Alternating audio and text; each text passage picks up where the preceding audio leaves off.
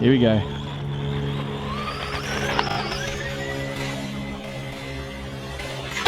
Oh, almost. Is that still in one piece?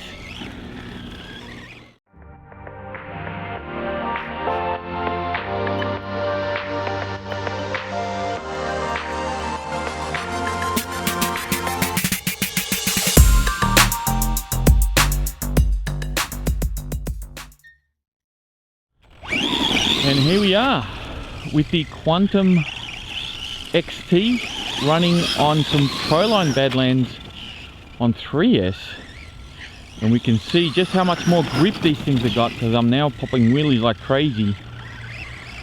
I've also changed out the shock oil. I've gone for 1000 CST.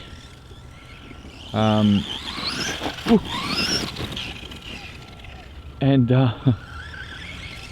I'm not sure if it's still soft enough. It still feels a little bouncy, but we'll let that, we'll see what it's like towards the end of the run once the shocks kind of settle in. So you can see it still feels a little bit bouncy.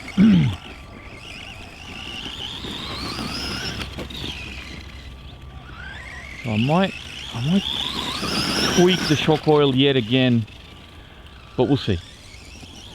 Man, oh man, this thing with some proper grip, it's really hard to get full speed out of this thing because it just wants to bring the front wheels up.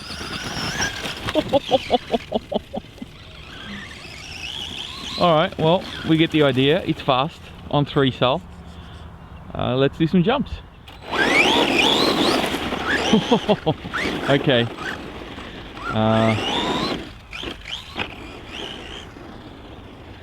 Those tires grip wonders on grass,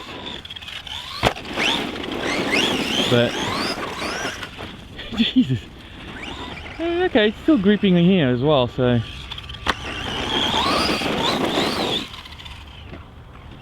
I think I've messed that up.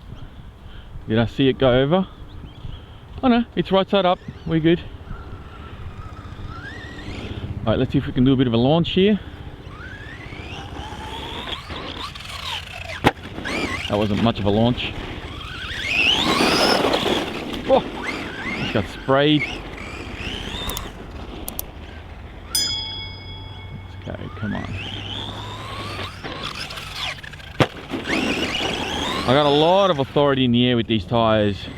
They definitely balloon a little bit more than the stock ones. I think these are a bit heavier as well. So I think that might be contributing to my wheelies as well, because I have more centrifugal force going on with these tires.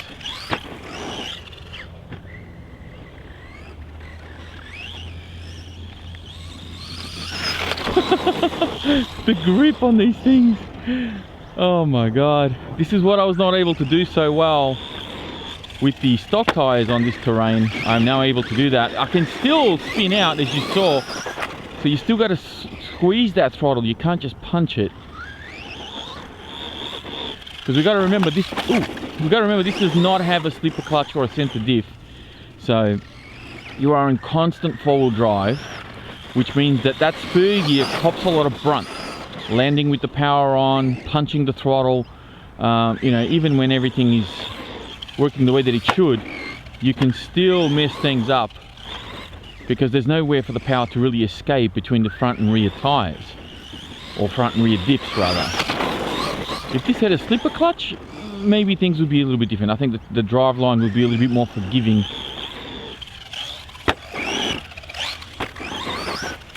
But when it doesn't, you can see that it's just direct power. What you do on the trigger automatically translates to the power to those wheels, and there's really nowhere for that power to escape if you have grip. You know, the front tires don't balloon as much because, well, it's basically like having a locked center diff. Ooh. Ooh, that sounded nasty. Alright, let's go do some more jumping.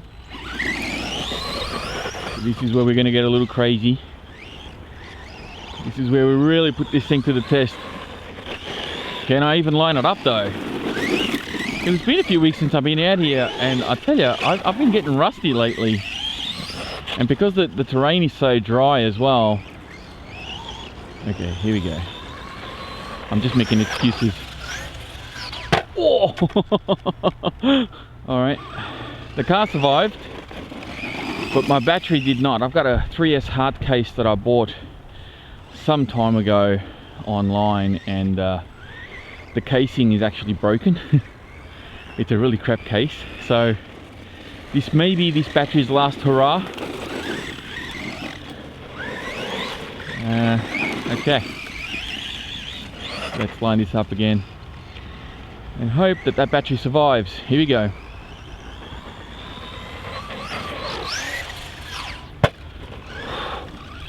There's so much easier to do backflips with this thing. So much authority.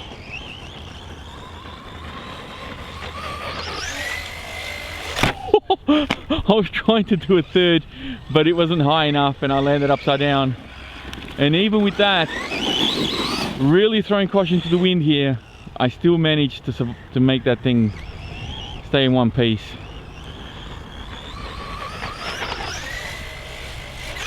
Yes, come on. Oh, I almost had a third. All right, come on. I gotta try and nail and land a triple. Here we go. Oh, almost. Is that still in one piece? Okay, I'm impressed, officially impressed.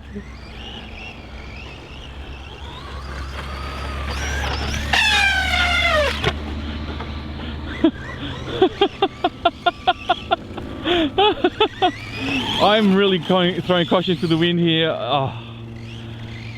But I'll tell you, it's taking it.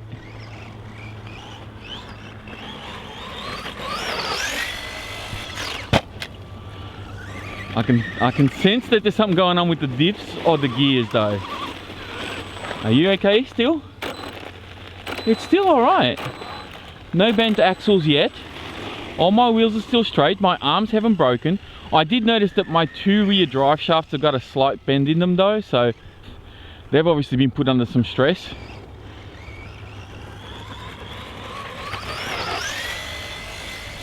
Yes!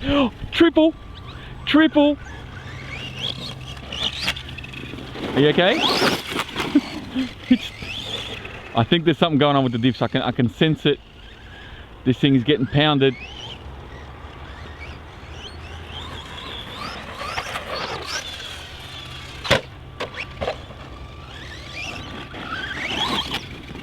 Alright, should we go on the Superman jump whilst it's still in one piece? Let's go on the big one. Now, of course, if this breaks here, I'm not going to be super surprised.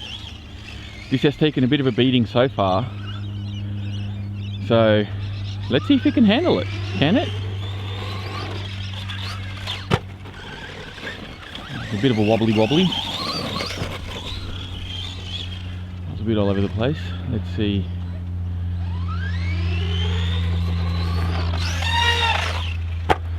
Did a backflip there, but it was a bit crooked, and you can hear the tires rubbing on the body because they're ballooning that much more, and they're a little bit bigger and wider than the stock ones.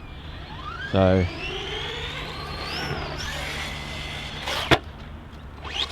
oh, I've messed that up. I had it right and then I stuffed it up. Okay, so we're still good. I lost one body pin and my antenna tube fell off, which I've lost the body pin, but the antenna tube was just on the ground, so I picked that up. So that's all the damage I've got so far on it, other than some fresh scratches.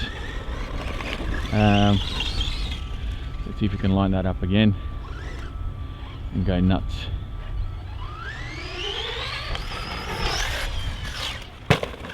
Oof, that was a hard hit on the front end.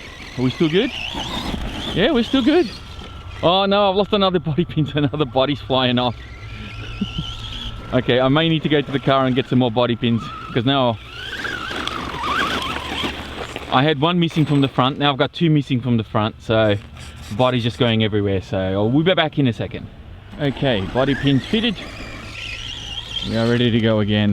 Don't know how much battery I got left, but hopefully we got enough. Oh, that was a hard landing on the front. It's hard when you're trying to match, you know, like stop the backflip and land proper on the incline of a jump. It's kind of hard to match that. So the fact that I landed a bit nose heavy and I still didn't break anything, that's a blessing. So let's go again. Oh yeah, there's definitely something going on with gears. When I hit the brakes, there's definitely something going on with one of my diffs or the spur gear or something. And for the record as well, you can see me sort of struggling to line this up, and that's because I think the servo has now shown itself to be the weak point. Now that we've done the suspension, we've done the tires, I'm just finding it a little bit. Oh, that was, oh no, I landed. Well, I thought I would have broken something then for sure, but my axles are still straight. You can see the dog bones there. The rear dog, especially that one, holy crap. That's now hitting the shock. So that's probably too, oh yeah, no, that's too bad. I'm gonna have to fix that. I can't run the truck like this now. So that's really the only damage I've sustained on this truck. It's still drivable. I'm going stupid with it. Like, this is not what this truck is really meant for. At this price point, this has exceeded my expectations.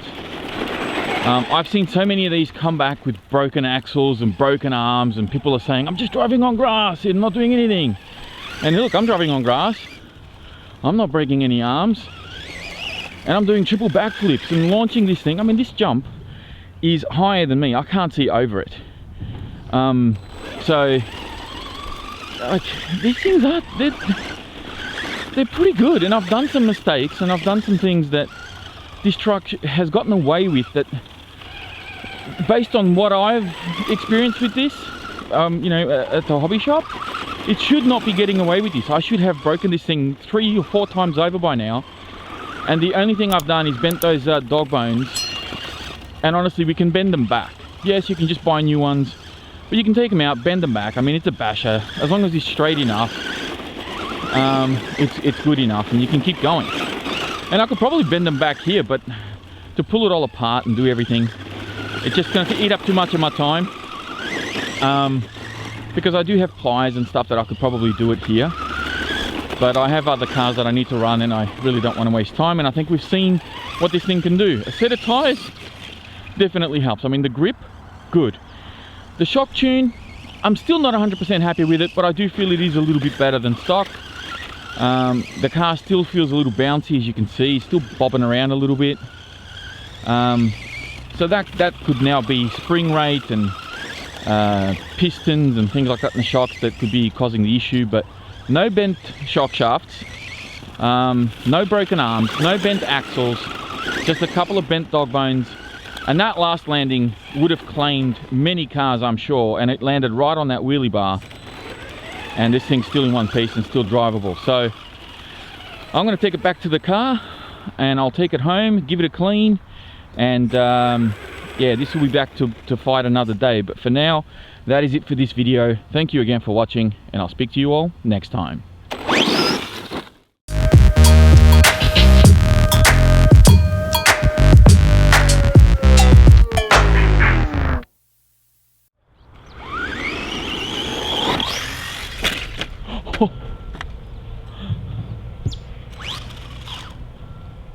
Look at that, finally,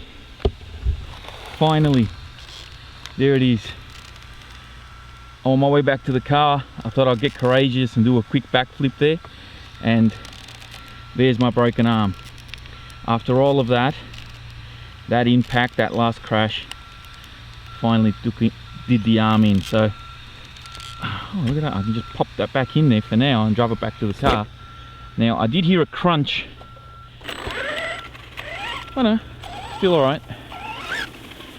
But I reckon my diffs are copying or hiding, so I'm gonna have to check those over as well. But there we are, finally broken a arm. Took a while.